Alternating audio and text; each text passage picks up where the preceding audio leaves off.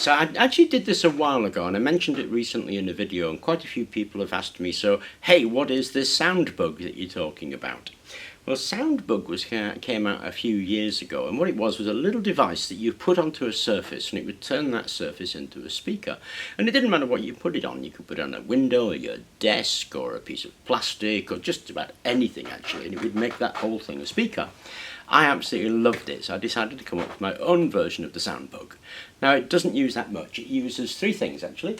An inductor, which is that thing there, and a rubber band, and a neodymium magnet, little magnet there.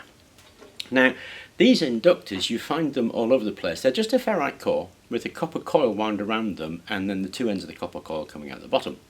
And they're obviously magnetic when they get a current going through them, and the magnet will actually stick to them. They come in a variety of sizes. That's a little one, obviously. There's a much bigger one right there, and that's the one we're going to use, and you can get even bigger ones than that. And so you need to really choose an inductor for the material that you're going to work with, because if you're going to do your entire window, something like that's just a bit tiny for it. So you need something a little bit bigger, because the way it works is it shakes the window, and it shakes the window in time with the music that's been played. Now, to make it, we're going to use this stuff, which is the optical glass that we recovered from the LCD screen. Because this stuff is absolutely beautiful. It vibrates, it resonates really easily, so it's a fantastic piece of glass to use for this. And you'll notice I've glued my Neo magnet to the bottom there. Now, I've just got a circular magnet. It can be any magnet. If you're reclaiming magnets from hard drives, that'll do just fine. But I've stuck a circular one on there. And then you cut a piece of your rubber band to cover the surface. Now, obviously it's better if your rubber band does actually cover the surface. Mine doesn't, so I've cut three little bits, and I'm just going to lie those bits over the top of the magnet.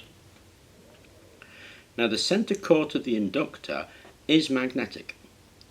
So when you put your rubber band on,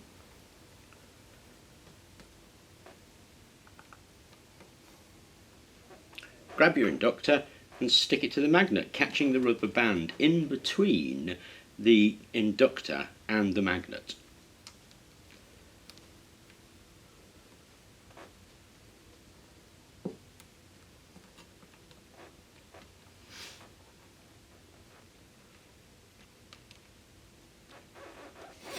There we go, like that.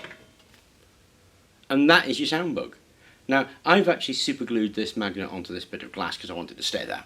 But you could use a bit of blue tack, a bit of Velcro, something like that. The important thing is that the magnet touches the surface you want to turn into a speaker, and then there's a bit of rubber between the inductor and the magnet, because when you pass the music signal down there, it turns this inductor into an electromagnet, and it bounces up and down on the rubber because there's a permanent magnet. That bouncing up and down effectively shakes the surface, and that turns the entire surface into a speaker, and it's really that easy to do. Now, I've chosen that size because, like I say, it's quite a large piece of glass. This one would probably do it, but it'd have a little challenge for you to hear it. If you're going to do something like a window, you need to start about that size and maybe a little bit bigger.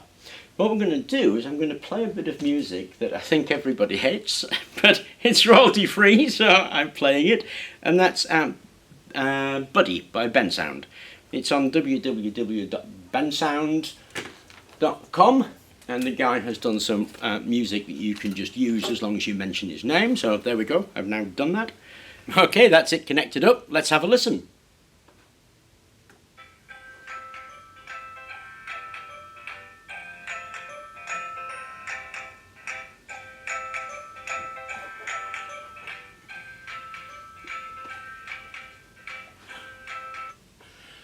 Personally, I think that's awesome. So, there you go. That's how easy it is to actually make one of these Soundbugs. All you need to do is basically glue a rubber band and a magnet to an inductor, fix that to your surface, and you'll be able to turn that into a speaker. Now, I've used an amplifier because my sound source is through the earphones, so that was a very low signal, but I think it works really well. I hope it was of interest to you, and thank you very much for listening.